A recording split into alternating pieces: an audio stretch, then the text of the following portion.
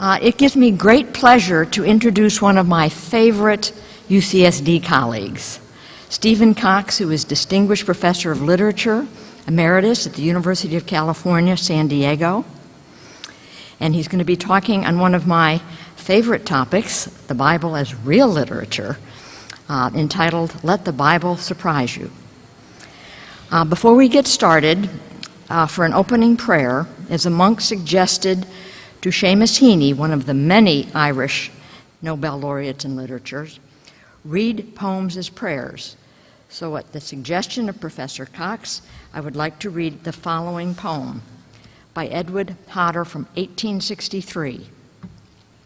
Thy word is like a starry host, 1,000 rays of light are seen to guide the traveler and make the pathway bright. Thy word is like a deep, deep mine, the jewels rich and rare are hidden in its mighty depths for every searcher there. Oh, may I love thy precious word, may I explore the mine, may I its fragrant flowers glean, may light upon me shine. So, as a formal introduction, Stephen Cox obtained his A.B. at the University of Michigan and his Ph.D. from the University of California. He has served as the Department of Literature, the University of California, San Diego since 1976, and in the Humanities program there since 1978, retired last year, but I understand is busy as ever working on a new book.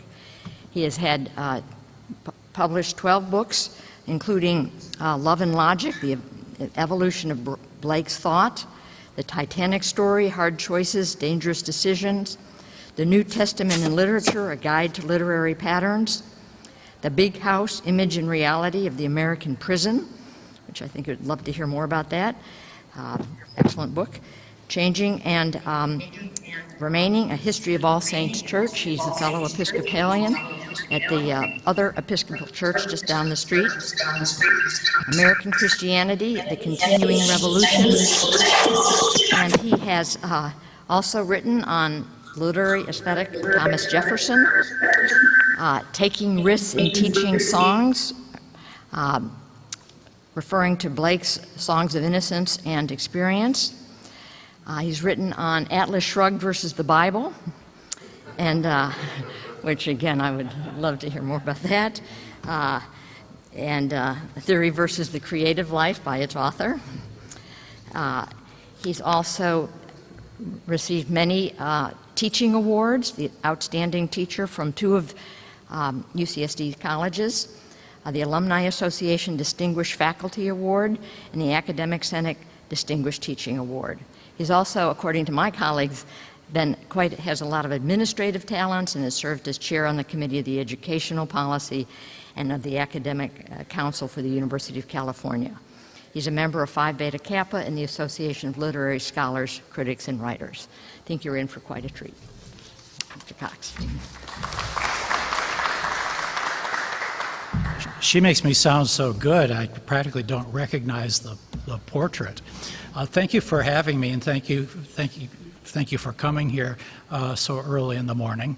If you read the little advertisement for this talk, and you probably did or you wouldn't be here, it quotes Dorothy Sayers, the mystery writer, and a person who was a good theologian and wrote a couple of very interesting books about theology.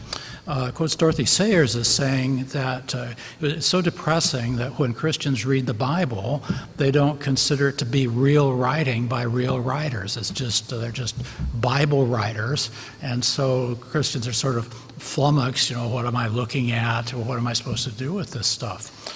Well, obviously I'm here to treat the Bible as real writing and to give some suggestions about how to do that. And the place I want to start is with the topic of the concept of genre. That's a French word, but don't be scared. Lots of these literary words are put in foreign languages, and they don't need to be. Genre just means type. It means a type of literature. If you're a scientist, it's like a genus. And I think that the first thing that we do, in fact, I know that the first thing that we do when we start to read something that's literature is to recognize its genre.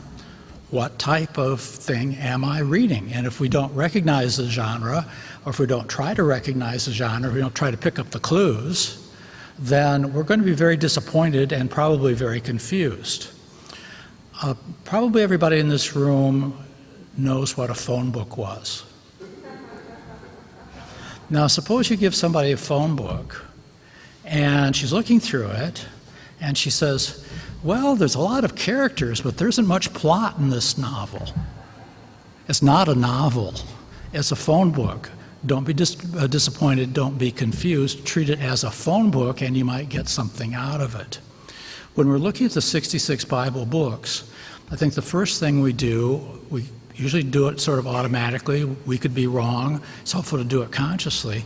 First thing to do is to ask what genre this is. Let me give you an example. The book of Jonah, a little book in the Old Testament. And when people read the book of Jonah, traditionally what they're concerned with is, was he swallowed by a big fish? Or does that really mean he was swallowed by a whale? And is that possible? And could he survive even with God's help? And so forth and so on. Is that the point of the book of Jonah? Is that the genre of the book of Jonah? Well, it's a prophetic book. Well, it's about a prophet, but there's very little prophecy in it. And there are signs as soon as you start reading that little book that this is not a normal prophetic book. A normal prophetic book has a long message, very detailed, to people in a historical period. That doesn't. Has only one message in it, and it's not to this audience, it's to the people in Assyria. And Jonah is told to deliver this message to the people in Assyria. It's very short, and it goes like this: you're wicked and you're going to be destroyed. All right? So it has a different sort of prophetic message embedded in it. But basically it's a story, or actually two stories. One is the story of Jonah the prophet, who's told by God to deliver this message to the people in Assyria. Go to the people in Assyria and tell them that they're doomed. And of course he does what anybody would want to do. He immediately gets on a ship and goes in the opposite direction. He's trying to get as far away from God's command as possible. Do you recognize yourself? I recognize myself. God has him shipwrecked, thrown off the ship, swallowed by the whatever it is, and then God enables him to come out on dry land, and Jonah's very thankful and says, okay, I'll do what you want me to do. I'll go deliver that horrible message to these mean, nasty, horrible people who in antiquity were famous for their cruelty, at least in warfare. So he decides to do that. Then there's the story. There's two stories here, not just one story. It's not just Jonah and the fish. That's not even the story. The fish never gets to talk. Jonah gets to talk. But now we're in the second story. He goes to Nineveh, capital of Assyria, and he gives them the message. And he expects to be killed, of course. And what happens? They immediately repent. They do more than heart could ask. And Jonah's reaction is, what a merciful God I have. No. His reaction is, what the? You told me to deliver a message and it didn't come true. What's the matter with you? And now he's angry with God. A minute before he was so thankful to God for his mercy. Now he can't see God as being merciful to the Assyrians. And he and God have an argument. They have a debate. And God says, are you right to be angry about this? And Jonah says self-righteously, yes. I'm very right to be angry with you about this. And the book ends having done its job of showing what a prophet can be like. Prophets can be fearful, they can be untrustworthy, they can be self-righteous. To be self-righteous is different from being righteous. You start off being righteous. That's why you're a prophet. But now he's self-righteous. He's holier than God. And that's what those stories are about. Now, is this supposed to be a true story? There's no indication it's supposed to be a true story. The indication is that this is intended to be a fiction story, a little set of fiction stories. And the genre, the subgenre for these things, use the literary lingo, the subgenre of these things is a parable. A parable is a story. It's a fiction story. It's recognizable as a fiction story. You pick up on that. It's about somebody who doesn't exist. But the fiction story has something to tell you about you. And it's a parable because it's like a parabola that starts here and goes out, and it comes back. And it's supposed to, by looking at Jonah, it's supposed to teach you something about you. And doesn't it? And righteous people, I'll speak for myself. I think I'm a pretty good sort of person. And as soon as I say that, I realize how self-righteous I really am. And sometimes I argue with God about that. Well, why are you doing this? As if I were holier than God. So it's about us. But when you start the book of Jonah, what does it say about Jonah? It says, Jonah the son of Amittai, who's Mr. Nobody from no place, had the word of God come to him. That's not the setting for a normal prophetic story, which will say what king's reign it was in, who this person was, who the prophet was, give some background. It's not like that. So right at the beginning, you can be able to pick up on the fact this is a fiction story. That's its genre. Specifically, it's a parable. Once you know that, then you're not going to be disappointed and you're not going to be distracted. You're going to be looking for the message it's supposed to project. I'll give you another example. This is St. Paul's Cathedral. St. Paul's the patron. You know how people feel about reading St. Paul? They say, oh, it's so confusing. Oh, he jumps around all over the place. He starts on this topic, pretty soon he's on this other topic. They're reading 1 Corinthians, 20 pages long. He said, there's 50 topics in there. What am I supposed to make of this? Well, what's its genre? It's a letter. These are letters, usually to people in the local churches whom St. Paul knew. And ordinarily, as it so happens, they're letters about what you're doing wrong. Because he wasn't apparently the sort of person who writes you a letter, boy, I really like you. You're doing such a great job here. You know, that's not what prophets do either. You know, God usually doesn't send a prophet to say, you know, you people in Israel are really doing great. That's why I've appointed her especially to go and tell you this. No, no, no. And Paul has occasion to write a letter when he hears that there's something wrong. So they're letters with occasions. Once you know that, then you're into the human drama. Oh, there's a human drama there? Yes. St. Paul is one of the most salient, impressive, forceful personalities from the ancient world. He's not just this, and part of the reason for that is he's not just this nice Paul who's writing you a nice letter. He's got the full force of his character. It's a complicated character. He can do anything with words, and he's determined he's going to do anything and everything with words to project his message in a letter. I'll give you an example of this in just a second. But think about what a letter is. Somebody writes you a letter. If people still write letters, well, they write email messages, and they can be of considerable length. So those are letters. They qualify for that genre. She's writing you a letter, and you see she's saying, you know, I really enjoyed our lunch the other day for 13 reasons. First, I enjoyed it for this reason. Second, related to that, I enjoyed it for this other reason. A third, I enjoyed it for such and such another reason. You're thinking, what? This is a letter to a friend? It's like it's like a treatise. It's like an essay. It's like a scientific paper. That's not the way letters are, you see. Letters go from topic to topic as the author projects his or her personality along with the topic. And you're interested in getting a letter or reading a message because not just for what the author is saying, but because I want to find out more about her. What's she going to do with this material? Where's her mind going to turn to next? And letters usually have a great degree of spontaneity about them. If they don't have that, then you think, what's gone wrong? St. Paul's letters almost always are real letters. And they're unique in the ancient world because sometimes you can actually see Paul writing them. Now I'm going to go over to 1 Corinthians, first chapter of 1 Corinthians. And he begins by saying why he's writing. It hath been declared unto me of you, my brethren, by them which are of the house of Chloe, Chloe is an important person. She has a house. She has employees who live in her house. Probably the church meets in her house. They're not meeting in the Padres Stadium here. They're meeting in people's houses. Chloe is the one who has a house. It's told to me by them which are of the house of Chloe that there are contentions among you. Now you can imagine this letter being written out in the church, and all the eyes turn to Chloe, beloved Chloe, who's telling Paul how divided we are. I just hate Chloe. That's what they're thinking.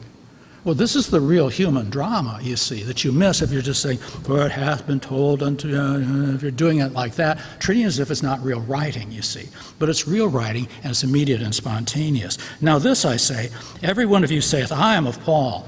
Oh no, I am of Apollos. I of Cephas. Oh, I'm of Christ. Well, is Christ divided? Was Christ crucified for you?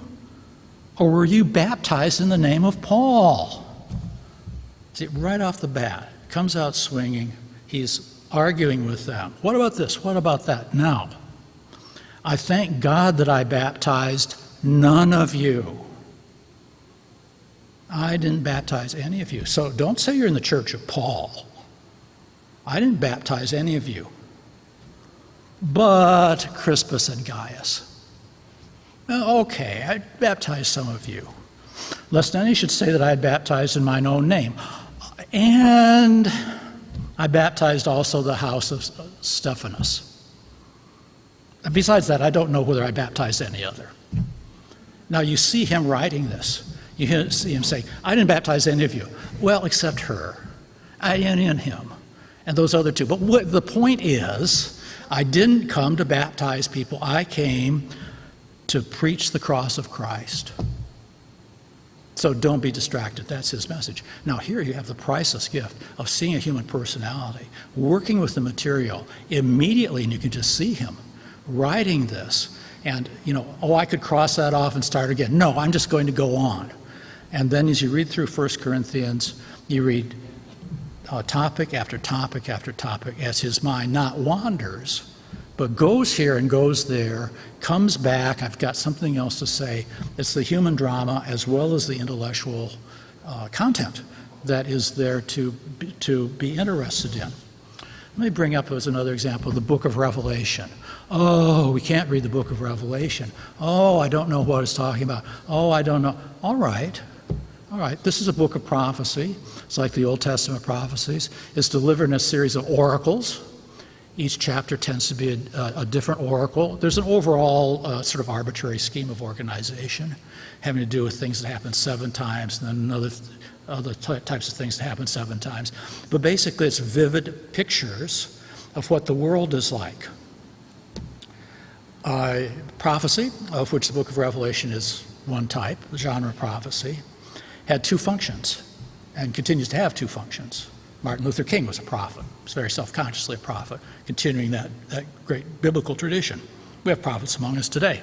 But prophets have 2 basic jobs, 2 basic functions. One is to predict the future, but they don't always predict the future. But even when they do, the more basic job is to reveal the condition of the present. That's what the future comes out of.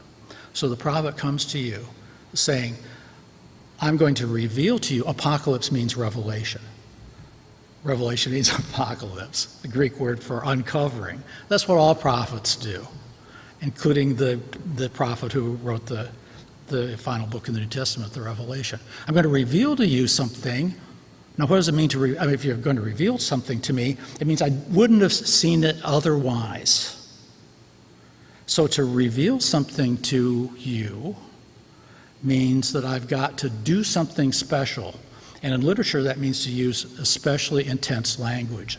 We turn to the prophets to get especially intense language, especially imagery.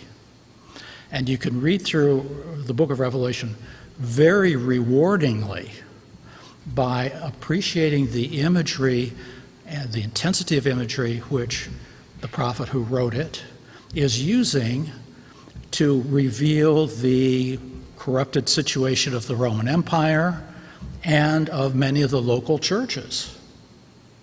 Now, I'm not going to go through the book of Revelation right now. I just want to use two examples of how this is done. And if you're just reading along in the book of Revelation, oh, I don't understand what this means, I don't understand the number symbolism and so forth, that's okay.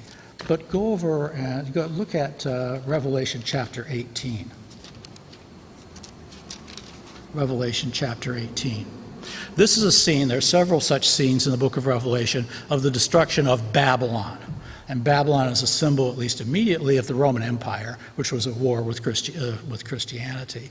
And in a broader sense, of a corrupted political and religious system. And that is predicted that Babylon will fall. And what does that mean? It means that you're going to have a lot less of a lot of stuff. And to many people, this is going to be disconcerting. So in Revelation chapter 18, verses 11, Babylon has fallen, and the merchants of the earth shall weep and mourn over her. The multinational corporations or whatever, weep and mourn over her, for no man buyeth their merchandise anymore. Well, what do you mean by merchandise? Well, the merchandise of gold and silver and precious stones, and of pearls and fine linen, and purple and silk and scarlet, and all Thyine wood, and all manner of vessels of ivory. At this point, I'm thinking, I'd like to have some of this stuff. You know, can I buy this cheaply? You know, it's meant to have that effect, isn't it? Nobody compiles a list like this. It's so attractive, unless he wants to draw you in. All right?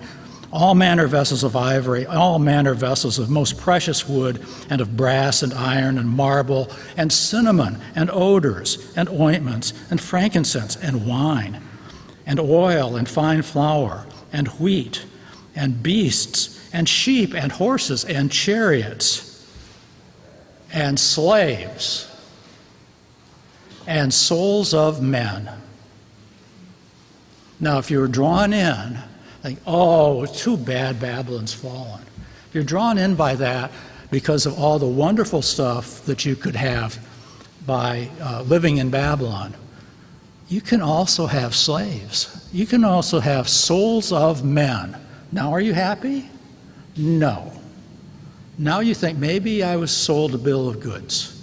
Maybe the Babylon package isn't something I want to invest in, because it includes slavery and includes the enslavement and the loss of souls. That's powerful writing, whoever is doing it. I'll give you one more example from the book of Revelation. Going back to chapter 2, where there are the letters that Jesus sends to the churches, and they're wonderful things. He says, to him that overcometh, I will give him the morning star.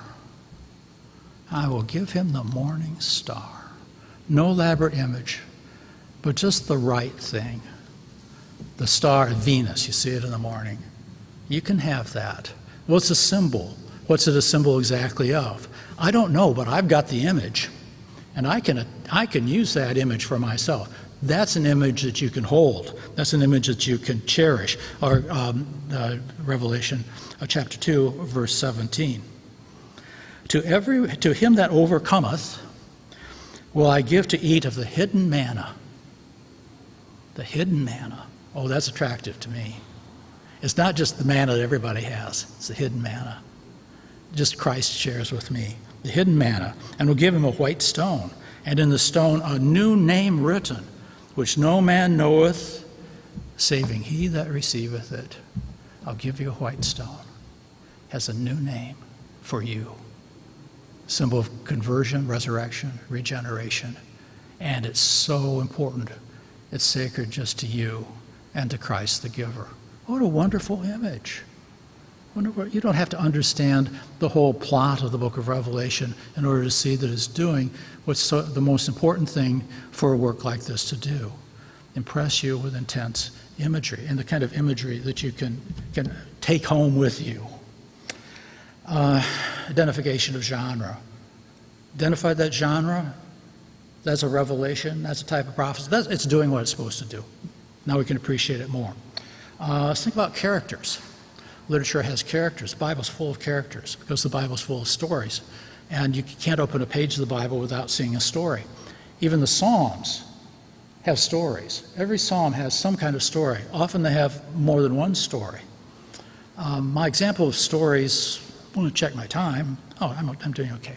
My example of stories, just for now, is the complex story in chapter 11 of the Gospel of John. And it's the raising of Lazarus story.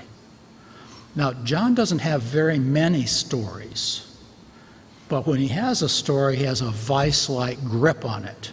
He's going to get everything out of that story he can possibly get. One reason for this is possibly that when the Gospel of John was written, it was written after the other three, and it was written with a knowledge of what was in the other three, and it's supplemental. And I could, if I had a little bit of time more, I could say why you can recognize that it's supplemental, but it's going to do things that the other Gospels didn't do. Now, gospel means good news, so it goes beyond biography. And if you're a person who says, gee, this isn't much of a biography of Jesus, I don't even know what he looked like. Well, you've got the wrong genre. You can read a biography of Winston Churchill, but you don't read the good news about Winston Churchill. Read the good news about Jesus Christ. And part of that good news is how he interacts with people and how you see in his interaction all the problems of the world coming out and being solved. And that's why the long account of the raising of Lazarus is so long. Chapter 11 of Book of John. All it needs to have is a scene in which Jesus goes to the tomb of Lazarus and says, Lazarus, come forth. And he comes forth. That's all you need. What else is in that chapter? It's Jesus' confrontations with people who are concerned about the death of Lazarus. It begins with Jesus talking to his disciples and saying, we're going to go on a trip. We're over here a day's walk or 2 days walk away. Going on a trip. Lazarus is asleep and I'm going to awaken him. And the disciples say, oh, come on, if he's sleeping, he's doing well. He's been sick, he'll get better. Jesus says he's dead. Now, there are types of people, I'm one, who have problem picking up on a symbol, on a metaphor. Somebody says something to me, I take her literally. I shouldn't have. I should have had a little bit of insight. Well, that's what's going on in that scene. Jesus journeys and he gets to Bethany, where Lazarus and his siblings, Mary and Martha, live. And first Martha and then Mary come out to greet him, and their greeting is, oh, Lord, if you'd just been here, our brother wouldn't have died. Now, if you're thinking that this is work of literature, it's not, oh, Lord, if your brother had been here, he wouldn't have died. This is just not something you read from the pulpit in a voice like this. It's real literature about real people, what's going on here. If you'd just been here, he wouldn't have died. Why else would she say that? It's a sort of reproach, certainly a question. If you're really the Lord, why weren't you here? Why weren't you here? And he says, do you believe that I'm the Lord? Questions, that's the essential question he asks. Yes. Why weren't you here?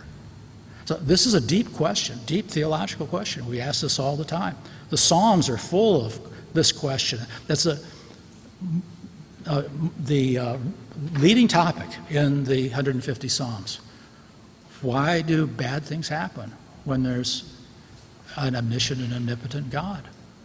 So that question's being asked. That question needs to be asked. Not just saying, oh, God knows everything. No, but then why? So they're reproaching Jesus in a way, but they're also asking good question, and that question comes out. Then Jesus, as he gets closer to the tomb, he sees everybody weeping, and he begins to weep. Jesus wept. And the crowd says, oh, how he loved him. Oh, how he loved Lazarus. The sentimental reaction. Well, that's okay, but, does that do any good, really? Oh, you have my thoughts and prayers. I'll tell you one thing. She loved him so much. Yeah, that's a valid human reaction, but it's insufficient, isn't it? These are reactions that come up. They have to come up. John is making sure that they come up and are entertained. But they're not the point. The point comes with very few words, but with an action. When Jesus walks to the tomb and says, Lazarus, come forth. And he comes forth. Now, did that answer the questions? Yeah, it did. I'm going to say it did. Well, I still don't understand exactly how it works. Why didn't you just heal him long distance before? No, it doesn't give you the answer to that question, but it does give you the answer to the resurrection. Yes, it happens. And it does it with action rather than an exploration of human psychology or with theology. I often think if you want theology as a systematic way of answering all the questions about God, and you look at the Bible for it, you might as well go hang yourself. That's not how the Bible is written. The Bible is written as stories about people. People have questions, and people to whom God has things happen. God does things in front of them. And what do you make of that? Before the end of the chapter, you see that not everybody makes the same thing out of even a miracle, because Jesus' religious enemies get together and say, oh, this is the worst thing that ever happened. This is a miracle. What can we do about this? Let's kill him. This is again a revelation of human character in its confrontation with deity. And that's what that chapter is about. It's not an explanation of theology, although one is demanded by the people. That's not the genre. That's not the good news is that Jesus wakes people from the dead. That's the good news, not that he's a college professor with a systematic theology. Here's my last topic. I could, there's lots of things to look for in literature, but this is the last big topic that I have time to address today. That is the question of noticing, as we do with a normal book, what's put in it and what's left out of it.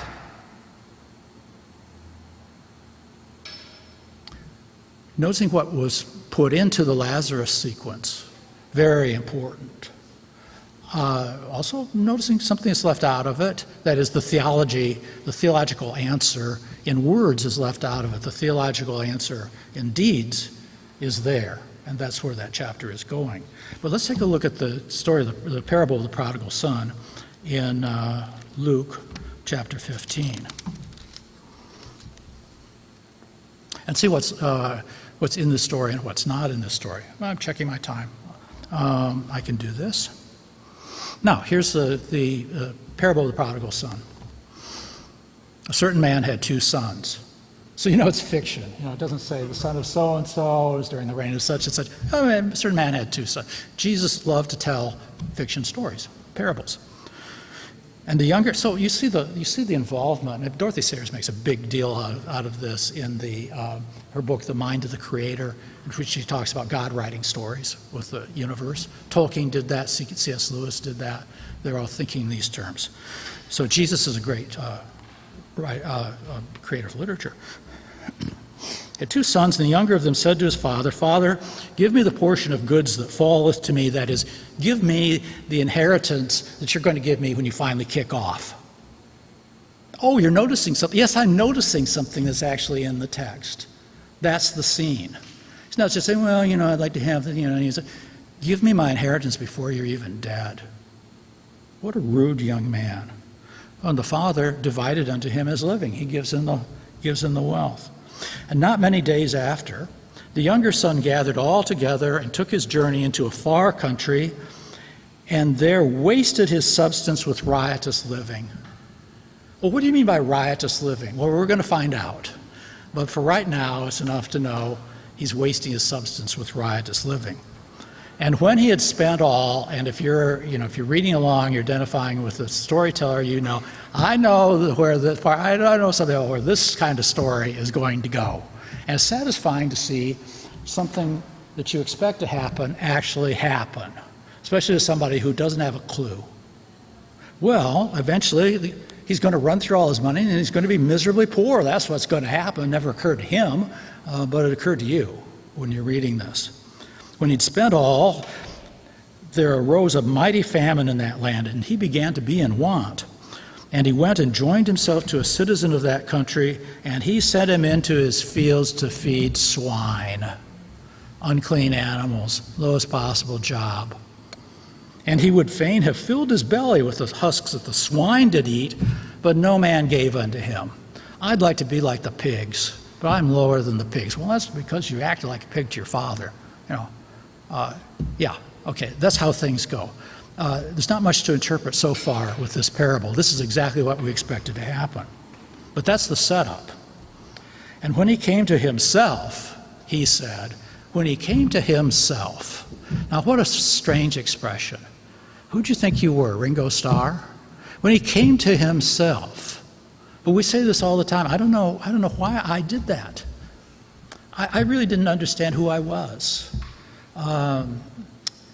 And we say, oh, I finally came to myself, don't we? So it's part of deeply involved in the New Testament is the idea of our having more than one self. And there being a conflict, and one is ignorant of the other, and how are we going to work through this? The doctrine of the two selves, very important. You see that when you're reading this is literature, and you're looking at the words that are actually used. And this is in the Greek, it's not just in the English translation. When he came to himself, he said, how many hired servants of my father's have bread enough and to spare, and I perish with hunger? I will arise and go to my father, and will say to him, Father, I have sinned against heaven and before thee. So often the solution, if you're looking at how the stories go in the New Testament, so often, and the Old Testament too, so often the solution is action. Not just, well, I have to think about this and so forth. No, I will arise and go to my father. And I'll confess to him, and he said, make me one of thy hired servants. That's what I'm going to say. And he arose and came to his father. But, now this is where the unexpected things start to happen. But, when he was yet a great way off, his father saw him. He's looking for him, you see. When he's a great way off, he saw him. Can't you picture it? The father goes out in the morning, I wonder, looking out, do I see any sign of my son coming back to me? Father saw him, and he had compassion. Well, how do I know he had compassion? Good literature is concrete. You can see it. He had compassion and ran and fell on his neck and kissed him. Now, in case you haven't guessed, if you're like one of Jesus' disciples, you don't have a clue, but we've all guessed, the Father's a symbol of God. And if you look at how this parable is introduced, you see that. It's about how God works, to seek and to save. He seeks. So the Son is seeking the Father, who is like God. And the Father, like God, is seeking the Son. And filled with emotion. It's not just, oh, I'm glad you finally came back. Here, take a broom. You can help out around the place. I'll give you lunch. It's not like that. He ran, and he fell on his neck, and he kissed him. And the son confesses to him, but the father said to his servants, bring forth the best robe and put it on him, and put a ring on his hand, and shoes on his feet, the concreteness here.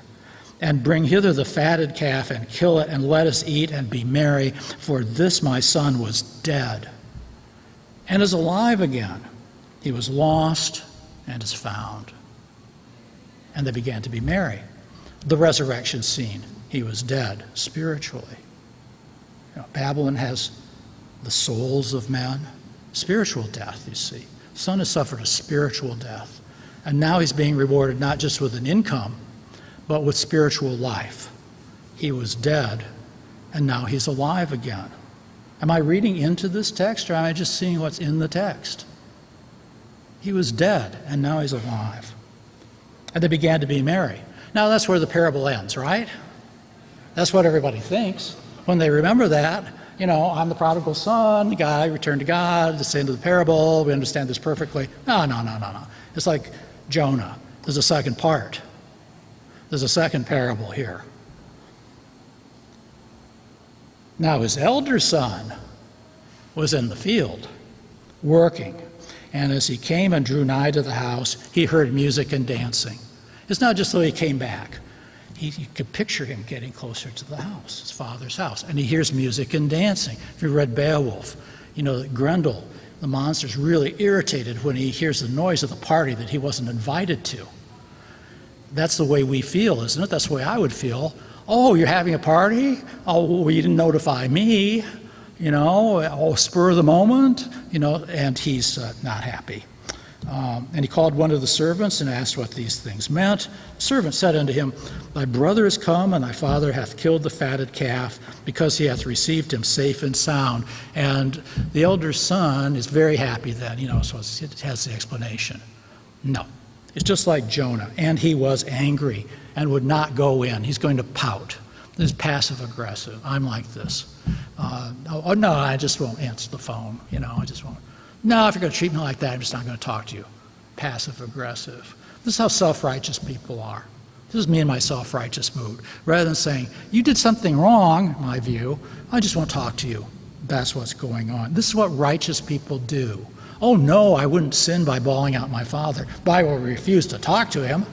I'll do that. But he was angry and would not go in. Therefore came his father out and entreated him. It's the same action. The father came out, ran to meet the younger son. Now he's doing the same thing with the elder son, because he's in need of spiritual help too. He doesn't realize it either, but he is. And he answering said to his father something that's perfectly true. The elder son says something that's perfectly true. Lo, these many years do I serve thee, neither transgressed I at any time thy commandment. How many people did you murder this morning? Did you take the Lord's name in vain this morning? Steal anything this morning? Oh no, we didn't do that. Follow all the commandments, right? And you see what a self-righteous you are. That's the other thing. That's what's not in the commandments. It's your attitude. It's not in the commandments. I did all these things, and yet thou never gavest me a kid that I might make merry with my friends. Perfectly true. Perfectly true. But doesn't get what the situation really is. How wonderful it is that his brothers come back. But as soon as this thy son was come, which hath devoured thy living with harlots, that's where it comes out. You've been with prostitutes. That's what the riotous living was. Now it comes out. And it takes a self-righteous person to be that concrete about sin. I know exactly what you've been doing, and it's going to be put in here at the end of the parable. Jesus knows what he's doing when he's making these stories up. He knows exactly where to put everything. Thy son hath done all these things, and thou hast killed for him the fatted calf. And what does his father say?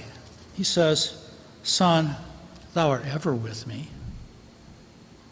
All that I have is thine. It was meet that we should make merry and be glad, for this thy brother was dead and is alive again, and was lost and is found.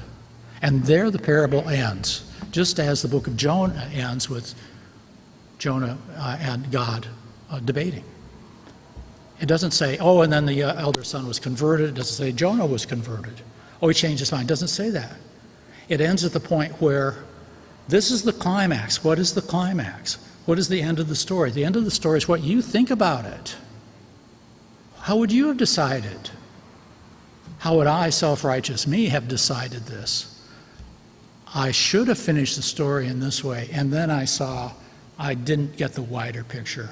And did you notice what part of the wider picture is? If we're reading this, the Father is a metaphor for God. What he says to the Son, Son, thou art ever with me.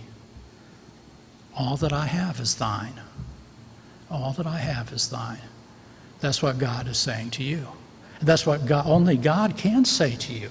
Only God can say, everything I have is yours. And you're always with me. That's the resurrection promise. You're always with me. Not just until you're 70 or 80 years old. Not just until you have a car accident and you're dead. You are always with me, and all that I, as God is speaking this, all that I have is yours.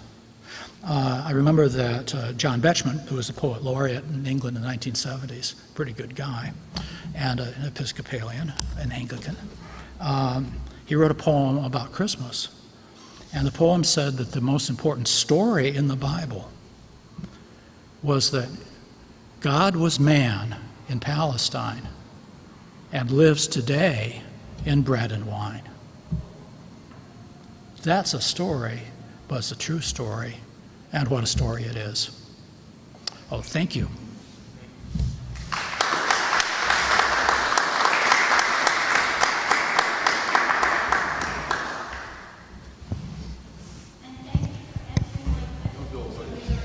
Oh, thank you very. Thank you very much. Oh, you're very welcome. But I have a question. In the 70s, when I was teaching high school in San Clemente, I taught a course called The Bible is Literature. That didn't last long because of people not liking the idea that we were teaching religion in a public high school. So we had to modify it and include Greek mythology and Norse mythology and everybody else's mythology we could think of just to make it work. And then finally it just didn't work at all because there were so many. How is your course done at UCSD? Oh, I had practically no trouble because it's a different context. Yeah. And because, I mean, some of my best students were Muslim students, as a matter of fact, as they appreciated what a sacred text is. And I was not, I was talking about literature. Not everybody knew I was a Christian, but I didn't say I'm a Christian and such and such and so and so. And I didn't go into the theological proofs and so on. I just stuck to the text and it was okay. I'm dismayed when people put the Bible into another genre. Say it's myth or it's anthropology or something. I mean, there are plenty of ways of looking at text from those points of view, but to put it into that genre, no, that's not what it is. Hi. For about 10 years, I was a Sunday pastor at the Betty Ford Center, since I'm a recovering alcoholic myself. And I always ended my monthly program with the Prodigal Son, because it's just an absolutely fantastic, universal story. You had everything in it, like the father, God, going out, Finley Curry, the great actor, looking over the horizon, and you see the sun coming in from the desert. It was very moving. And at the end, you had the troubled brother, the penitent brother there, and I ended it by saying, now, what happens next? Does the recovering brother go to AA, as he probably should and would? And does the other recalcitrant brother go to Al-Anon, which he reads desperately? I don't know if any of you in here are familiar with those programs, and that always got a big response. And it's a brilliant, brilliant story. It goes on forever and ever. Yes, I think it's a particularly good choice, especially the way you developed it. That was 38 years ago. It's just as good now. Beautiful story. Wonder if anybody ever made it into I hope not. It must be in one of the religious epics someplace. Oh yeah, they wouldn't have the older son, I'm not going to go in. That's it's good in a story. I'm not sure if it's good in a film, but a good actor could do it. But you know how they are. Thanks for a great presentation. So over the years, I was wondering if you noticed how students' background or their context must be changing, of course, with time. For example, it seems like students don't read books as much. They get narratives other ways, and it's just interested in your observations and comments on that.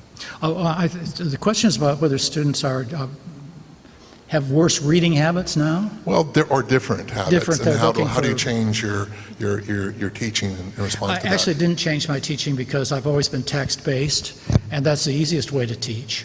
If you say I've got to prepare you with general statements for the first 3 weeks of the course. You're not going to get any place with anything, even a modern film course. And the Bible, in some ways, if you don't do Leviticus, the Bible practically teaches itself. If you're an alert reader, you've got it.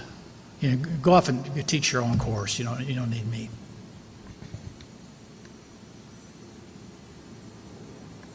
You know, the active reading. I'm reading a novel right now, and I noticed the author.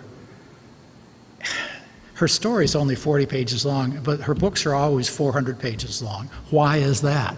Because she introduces all the important characters, how they live their lives, but she doesn't. That sounds awful. No, because she's very interested in how they're living their lives, what they have in their houses, and it all means something about their character. So I'm always interested to see, well, what's she going to do with this? So it's a page turner for me, just to see what she's doing. When you're reading a work of history, notice when you say that's a good book. Why was it good? Because you got interested in how the author was going to present this material. You're interested in learning how World War II started, but you're really interested in this person's, how is she going to use this? Is he going to bring in that? Fascinating the way he turned right to that subject. So the personality, that's something about being a writer is somebody whose personality projects. And if I was going to make a distinction between real writers and not real writers, I would make a distinction between real writers and op-ed writers. Because almost every op-ed, try it. See if you can ever recognize the author. It's always the presentation of a point of view or discussions of a subject, fine. But you're not interested in what the author is going to do with this because there's nothing special that's being done. There's no personality being projected. But almost all the Bible writers do project their personalities. Love them or hate them. They're people to contend with the real people as well as being real writers. So that's how you are a real writer. Have I exhausted you? It's normally my effect on people. Thank you again very much. Thank you very much.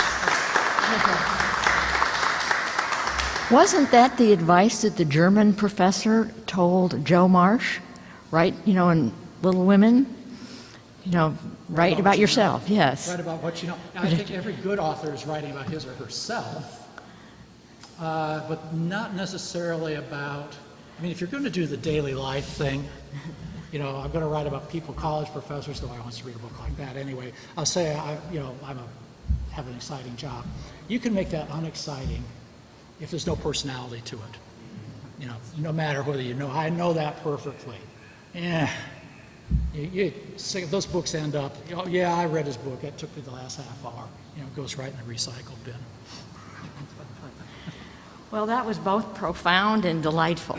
It reminds me of, there is a poet from Cambridge University, Malcolm Guite. He was describing how he writes a poem in contrast to T.S. Eliot.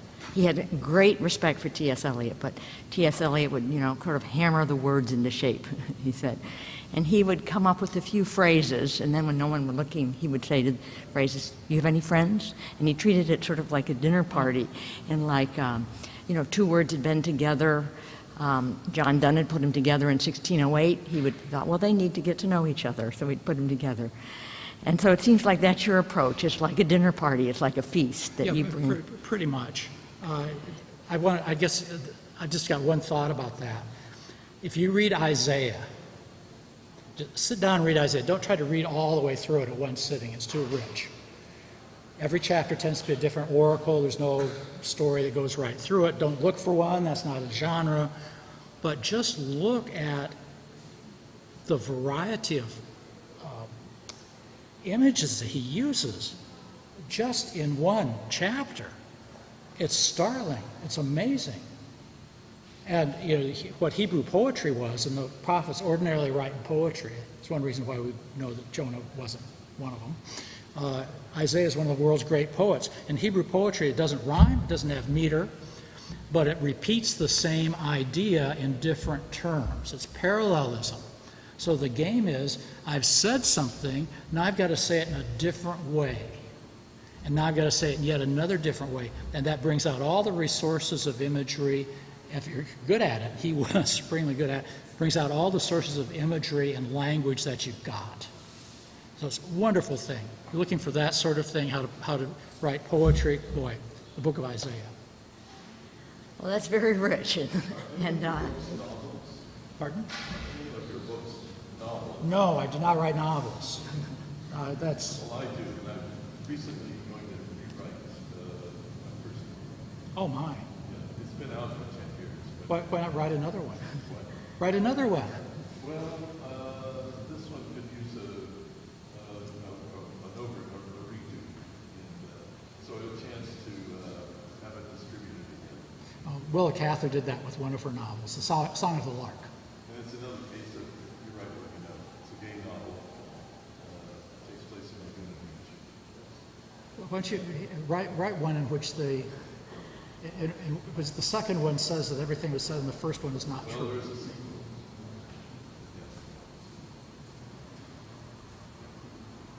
I'm glad Laguna Beach is still with us. I'm always afraid it's going to burn down. Yeah, well, it's great to change from those days. Can't afford to live there. No. I wonder who's living in all these places where nobody can afford to live. Maybe they're empty. well, that was, again, so rich. And appreciating the Thank you text. for We'd having love me. to have you back. Thank you. The speaker for next week will be coming back, Rabbi Scott Meltzer, who will return to the forum on topic on Judaism and contemporary America, movements of the people. So thank you.